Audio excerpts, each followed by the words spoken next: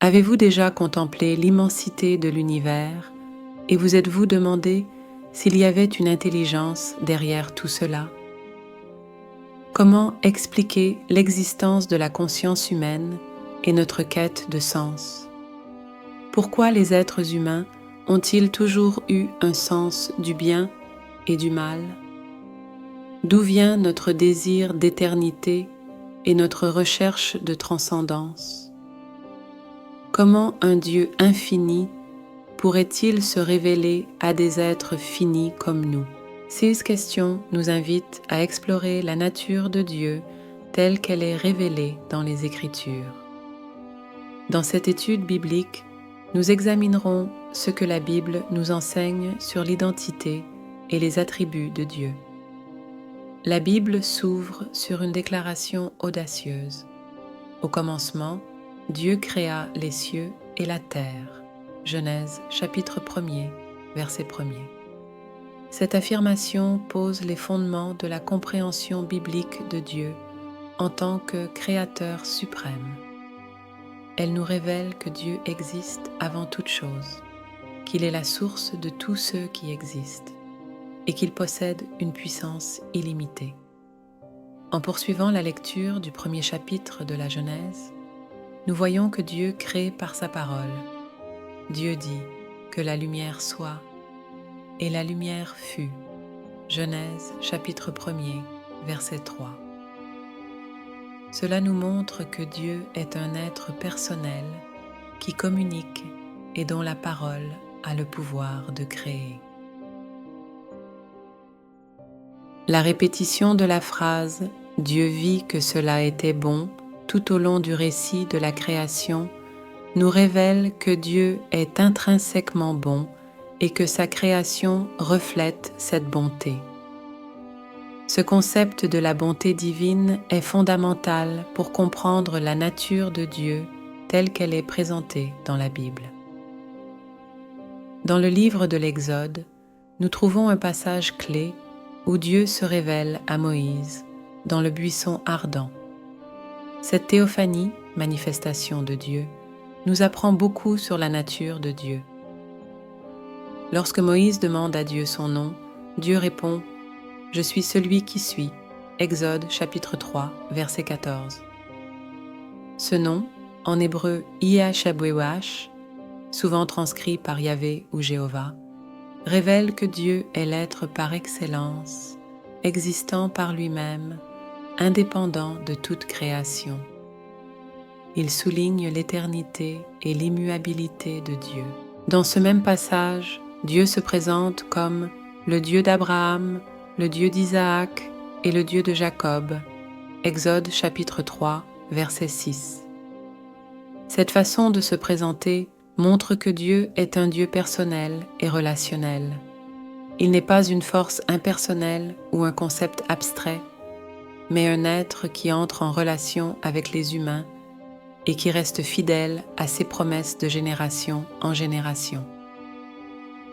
La sainteté de Dieu est un autre aspect crucial de sa nature révélée dans les Écritures.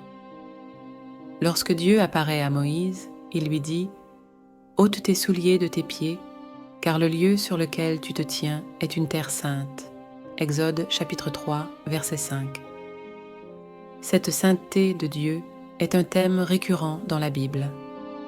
Le prophète Ésaïe rapporte une vision où des séraphins proclament « Saint, Saint, Saint est l'Éternel des armées. Toute la terre est pleine de sa gloire. » Ésaïe chapitre 6, verset 3. La sainteté de Dieu signifie qu'il est totalement autre, séparé de toute imperfection et de tout mal.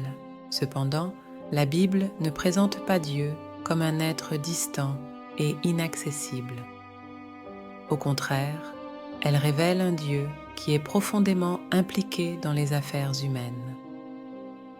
Dans le passage du buisson ardent, Dieu dit à Moïse « J'ai vu la souffrance de mon peuple qui est en Égypte, et j'ai entendu les cris que lui font pousser ses oppresseurs, car je connais ses douleurs. Je suis descendu pour le délivrer. » Exode chapitre 3, versets 7 et 8. Ce passage révèle la compassion et la miséricorde de Dieu, ainsi que sa volonté d'intervenir dans l'histoire pour sauver son peuple. Les psaumes offrent une riche description des attributs de Dieu. Le psaume 139, par exemple, parle de l'omniscience et de l'omniprésence de Dieu.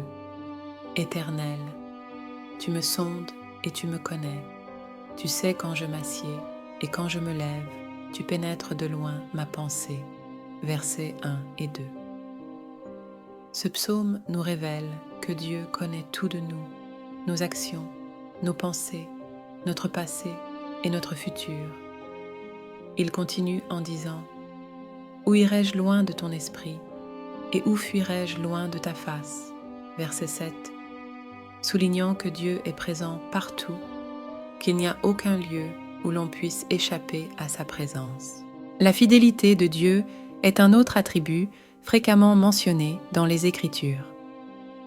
Le psaume 117 déclare « Louez l'Éternel, vous toutes les nations, célébrez-le, vous tous les peuples, car sa bonté pour nous est grande, et sa fidélité dure à toujours. » Versets 1 et 2. Cette fidélité de Dieu est intimement liée à son caractère immuable et à sa nature aimante. La justice de Dieu est un autre attribut fondamental révélé dans les Écritures. Le psalmiste déclare « L'Éternel est juste dans toutes ses voies et miséricordieux dans toutes ses œuvres. » Psaume 145, verset 17. Cette justice divine est souvent présentée en tandem avec sa miséricorde, montrant que Dieu n'est pas seulement un juge impartial, mais aussi un Père aimant. Le prophète Jérémie souligne cette dualité en écrivant « Voici ce dont mon cœur fera le sujet de sa joie et de son allégresse. C'est le nom de l'Éternel, car il fait grâce, il est miséricordieux, patient et riche en bonté, et il revient sur le mal dont il menace. » Jérémie chapitre 33, verset 11. Cette description montre un Dieu qui, tout en étant juste, est aussi profondément miséricordieux et désireux de pardonner. L'amour de Dieu est peut-être l'attribut le plus souvent cité dans le Nouveau Testament. L'apôtre Jean va jusqu'à affirmer que Dieu est amour. Première épître de Jean chapitre 4, verset 8. Cette déclaration audacieuse suggère que l'amour n'est pas simplement quelque chose que Dieu fait, mais qu'il est l'essence même de son être. Cet amour divin atteint son expression ultime dans le don de son Fils pour le salut de l'humanité, comme l'explique Jésus lui-même. Car Dieu a tant aimé le monde qu'il a donné son Fils unique, afin que quiconque croit en lui ne périsse point, mais qu'il ait la vie éternelle. Évangile selon Jean chapitre 3, verset 16. La Bible présente également Dieu comme étant éternel et immuable. Le psalmiste déclare « Avant que les montagnes fussent nées et que tu eusses créé la terre et le monde, d'éternité en éternité, tu es Dieu. » Psaume 90, verset 2. Cette éternité de Dieu implique non seulement qu'il existe depuis toujours et existera pour toujours, mais aussi qu'il transcende le temps tel que nous le connaissons. L'apôtre Jacques renforce cette idée d'immuabilité divine en écrivant « Toute grâce excellente et tout don parfait descendent d'en haut, du Père des Lumières, chez lequel il n'y a ni changement, ni ombre de variation. » Épître de Jacques, chapitre 1er, verset 17. Un aspect crucial de la révélation biblique de Dieu est le concept de la Trinité. Bien que le terme « Trinité » n'apparaisse pas dans la Bible, l'idée que Dieu est un en trois personnes, le Père, le Fils et le Saint-Esprit, est clairement enseignée, en particulier dans le Nouveau Testament.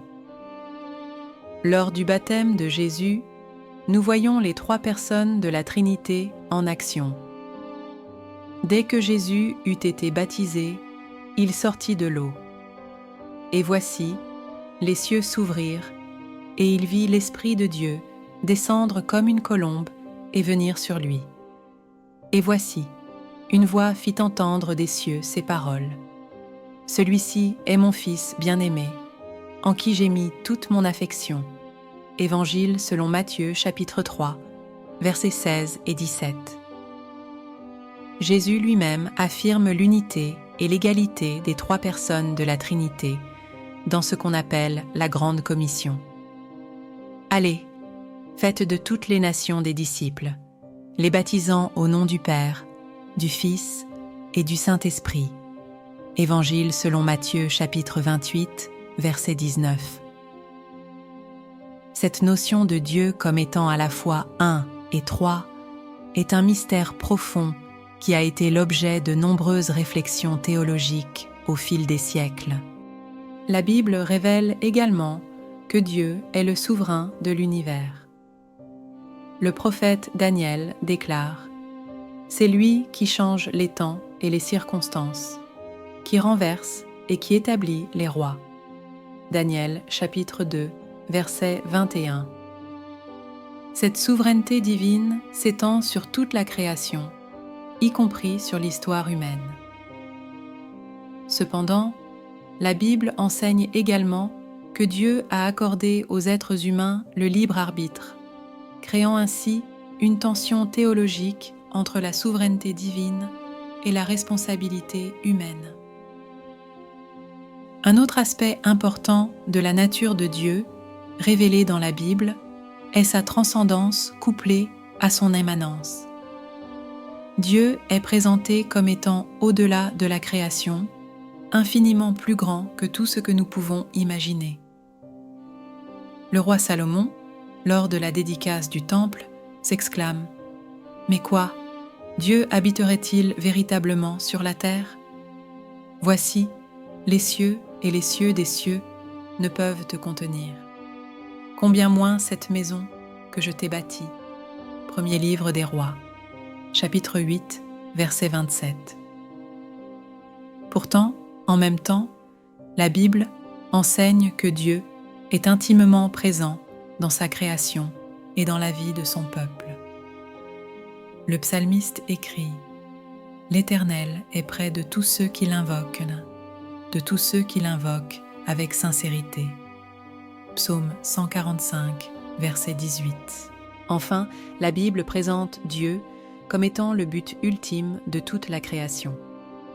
L'apôtre Paul écrit « Car de lui, et par lui, et pour lui sont toutes choses. » Épître aux Romains, chapitre 11, verset 36. Cela signifie que non seulement Dieu est la source de toutes choses, mais qu'il en est aussi la fin ultime. Tout a été créé pour sa gloire et trouve son accomplissement en lui. En conclusion, la Bible présente un Dieu complexe et multidimensionnel. Il est à la fois transcendant et immanent, juste et miséricordieux, tout-puissant et aimant. Il est le créateur de l'univers, le souverain de l'histoire, et pourtant, il se soucie intimement de chaque individu. Il est un en trois personnes, Père, Fils et Saint-Esprit, un mystère qui dépasse notre compréhension humaine. Cette révélation de Dieu dans les Écritures nous invite à une relation profonde et transformatrice avec lui, une relation qui donne sens et but à notre existence.